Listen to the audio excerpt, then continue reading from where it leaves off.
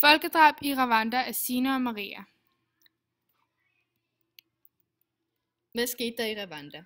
Den 6. april 1994 blev præsident Habyarimanas fly skudt ned af 2 missiler. Der var ingen, der vidste, hvem der gjorde det, men det blev starten på folkedrabet, der på omkring 3 måneder dræbte mellem 500.000 og 1 million tutsiere, og også en mindre gruppe hutuer, der blev anset for at modarbejde hutu-styret i landet. Hvad gjorde omverdenen for at stoppe folkedrabet i Rwanda?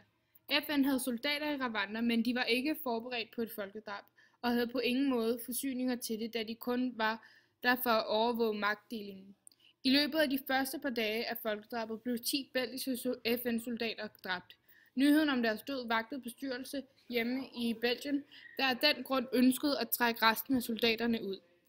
Da soldater fra andre lande også blev dræbt, blev alle evakueret inden for kort tid. Dermed var der ingen soldater i Rwanda til at beskytte tutsierne, så hutuerne havde fået, hvad de ønskede. Frankrig tilbød midt i maj 1994 at sende soldater til området.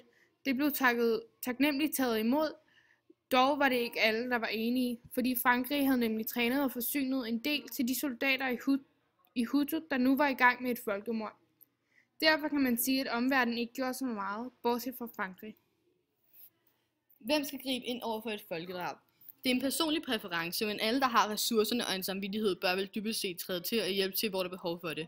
Folkedrabet i Rwanda havde måske ikke indflydelse på alle lande i hele verden, ligesom under Hitlers styre i 1939-45.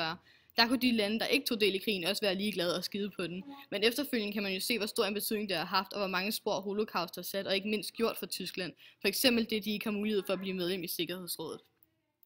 Hvorfor laver man et folkedrab?